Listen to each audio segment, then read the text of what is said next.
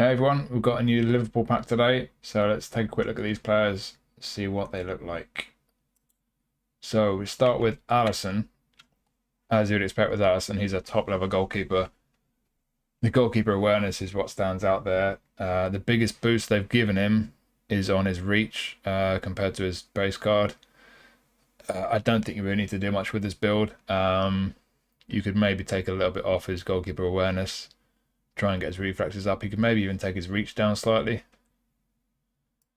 Maybe just do that, one off awareness, and then you got two more on his reflexes, get him up to 88. You could maybe do that. Whichever way you do it, he's a top goalkeeper, a brilliant option to have. All his other cards go up to 95 like this one does, so he's pretty much the same Alisson that's been around previously. If you've not already got him, great goalkeeper to have. If you already got him, then he doesn't really offer much that the previous versions don't. And then next up we have Virgil van Dijk. Now Van Dijk, again, is pretty much the same as the previous versions that we've had of him. Defensive awareness is what they boosted more than anything, which is good for a centre-back, but what it does do is it creates quite a discrepancy between awareness and engagement. There's a bit of an imbalance there. So you're either going to have crazy high awareness, or you're going to be taking that down a bit and find his engagement's a little bit too low. So I'm not sure whether you'd want to rebuild this guy. I think the auto allocation is pretty much the best way to do it, probably. Stamina's not brilliant. A lot of people suggest that his stamina goes down quickly, whether that's some kind of player ID or something. He covers more ground than most centre-backs. I don't know, because I don't have him. I would say 72 is okay for a centre-back.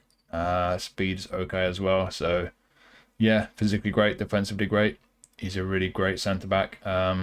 As with Alisson, he doesn't have unwavering form. They've both got standard form. So, with the season ending soon, he's not going to be that useful in the summer. There's always going to be a risk of him getting a down arrow, so that's something to keep in mind. But yeah, great centre-back. Now we have two fullbacks. Trent goes up to 95. Again, about the same as the previous versions. Trent does have unwavering form, so he's going to come in handy in the summer when live updates are not going to be applying to players from the top leagues. Tackling is where he's got the biggest boost compared to his base card, so you look at his defensives, he's pretty solid defensively, unlike in real life. He's quick, fantastic stamina, as you'd expect going forward, brilliant crossing. You look down at his skill set, pinpoint crossing, obviously, one-touch pass and through passing as well. All passing and creating, basically. There's no defensive skills. That's definitely something you need to keep in mind. You might want to put some skill trainers on him if you get him. Try and get him interception, maybe blocker. But if you want a very attack-minded right back, this guy's great because he's so great creatively. The one thing I would look at here is he good enough on the ball? I'm not sure about these stats. You could probably take a bit off his speed. They've got put 10 on. Take a couple off there. Put the dribbling up there. You could play around with it a bit. Whatever you do with Alexander-Arnold, he's going to be the same kind of player. He's a very offensive right back. Great delivery. Defensively, he is strong. Something to keep in mind, because I think a lot of people might assume he's defensively weak. Like in real life, he's a little bit sketchy defensively, but he can defend. And he's, of course, quick. So, yeah. Defensively, question mark over his skill set, but otherwise, he's a very good offensive right back. And then the other fullback, Andy Robertson. This is the best Andy Robertson so far in the game. Biggest boost that has been put on his tackling, which is important because that's his weakest defensive stat, but that's up there, up to 78 on the auto allocation. It's still not as high as I'd like it to be. There is scope for tweaking the way this guy's built. You look at his lower body strength here. They put 13 on that. And it doesn't need to be that high. You could take that right down. Maybe it's down to... Maybe we take it down to 9 on there. And then if we can get his defensive up by 2, then he gets tackling up to the 80 mark. Put his dribbling up a bit. Yeah, you could maybe do that. Maybe I would do that, I think. That way all his defensives are past the 80 mark now. Really good defensive stats. Still got great speed and acceleration. Physical contact now you could actually put up Oh, you can't because he's already 4 on it. Ignore that. You've got 1 point left. You can put it on play style. And then on the left, you've got his dribbling and his ball control up to the 80 mark. So he's a lot tidier on the ball. Lofted pass 85. You look down at his skill set, as you expect. He's got pinpoint crossing. He's also got one-touch pass. So he's going to be really effective at getting crosses into the box. Man marking, interception, acrobatic clear. A load of good defensive stats as well. Honestly, he's probably about as good as any left back in the game. He might be the best.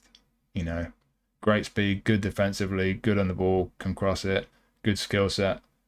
He's pretty much everything you'd want from a left back, and he's got unwavering form as well. So, yeah, for me, I think probably the best card in this pack, and that's a really top left back. 2 centre mids now. Jordan Henderson, box to box. He's a pretty straightforward box to box centre midfielder. The one thing for me that stands out with Henderson is that, as you'd expect from a 37-year-old, he's not the quickest. He's not the most mobile. He does have excellent stamina, but balance isn't great. Physical, pretty average. Speed and acceleration a little bit low. So in terms of mobility, he might get found out a bit. Defensively, he's okay. Going forward, you could maybe take some points away from here. I think the ball control and tight possession are good, but dribbling's a bit low, so I'd probably leave those where they are. Passing doesn't need to be quite that high, so I'd personally maybe just take a couple off there down to the 8 mark. That frees up 6 points. And over on the right, I would probably just stick them on dexterity. Remember, it's multiples of 4, so dexterity after those first 4, it's 2 per point. Lower body, because that's had 2 multiples of 4, that would be 3 per point. So we can do 3 on dexterity. I think that's more efficient. But still, it doesn't make too much difference. He's still not the most mobile, so that's the one thing to keep in mind with this Henderson card. Good on the ball, can pass it, defensively okay. Skill set, pretty much what you want from a box-to-box. He's got the one-touch pass, through passing, so good going forward. But then he's also got interception, fighting spirit. He does a bit of everything. So if you're short of centre mids, or if you're a Liverpool fan, it could be a good card to have. If you've been playing the game a while, you've got a lot of good centre mids. He's probably not going to be getting into your team anytime soon. But yeah, solid but unspectacular centre midfielder. Now, Thiago, very offensive, not so great with his physical stats.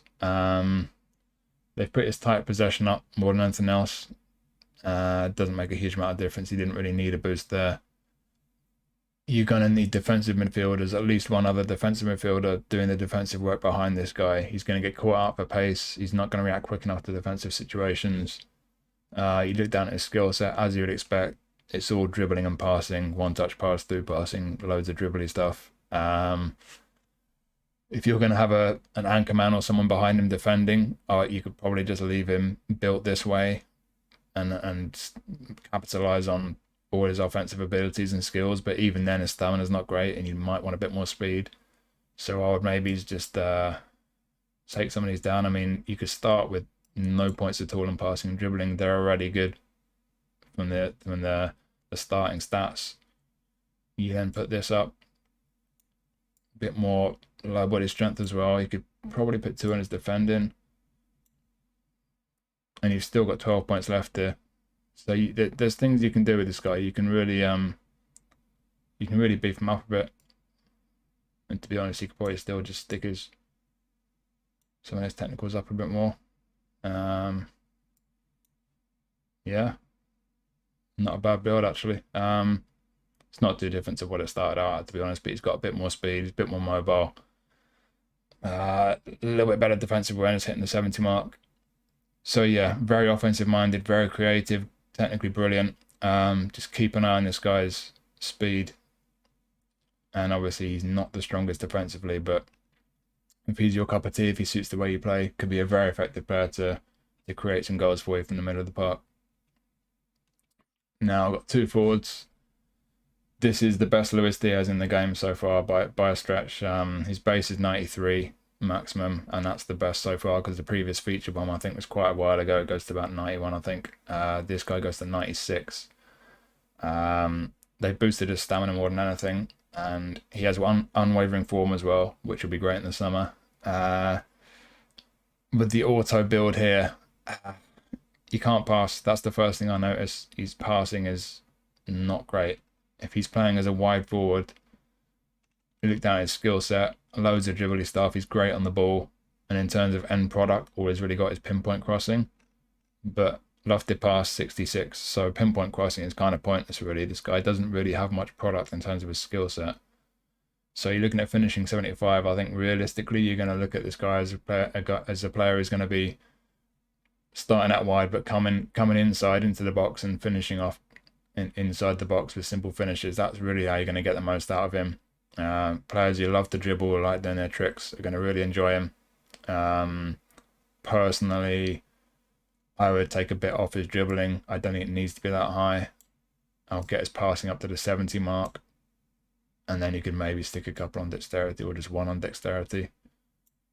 I would maybe do something like that. I don't think there's any point in doing too much in terms of reallocating points because you can't really make his passing that great. So really, I think you just got to accept that this guy is going to be quick. He's going to be great on the ball. He just doesn't have the best end product. So you just got to be careful not to ask too much of him when you get into the box and you get into those attacking situations. But certainly looks like a fun player to have, and that unwavering form again could be useful in the summer. And lastly, Nunez. So Darwin Nunez, goal poacher. He goes to 93, is the best Nunez we've had so far. And they put the biggest boost on his speed. Again, unwavering form, so it'll be useful in the summer. What I'm looking at firstly here is I'm looking at on the ball. He is bad on the ball. That really concerns me. You get target men in the game, the big, strong target men who are great in the air. That they often tend to be not so great on the ball. You kind of accept that. But this guy, he's quick. He's a quick goal poacher. I'm not comfortable with those stats, so I'm looking to kind of reallocate some of his points. Just to quickly look down at his skill set. He can head it. Long range drive, long range shooting, first time shot. So he's got the shooting and he can head it. He's really a straight up goal poacher. So for me personally, you need some more points allocated on dribbling. It's a question of where you get them from. They put the most on dexterity. I would take away the aerial. I'm not going to use him as a target man. I would take that down to just 1 point, maybe 2, just to keep his jumping at the 70 mark. What have we got here? So that means you can go up to 8 for dribbling. So yeah, there's really not a lot you can do. There aren't points really that can be taken away from Alisson without really sacrificing a bit too much. But I would personally do that. You get his technique there on the ball a bit higher. Still not the best, but yeah, it depends on how much emphasis you put on his ability on the ball. So obviously he's quick. He's got good offensive awareness. He's strong, physically strong. And that comes in handy, although his balance isn't the best. But yeah, straight out goal poacher really. Again, unwavering form. It's the best Nunez we've had. If you like Nunez, I guess you'll be pretty excited for this card. It could be very effective. Just keep an eye on these 3 stats there because they could be a concern. But yeah, there you go. That's the Liverpool pack. I hope you found that useful. Thank you for watching. I'll see you next time.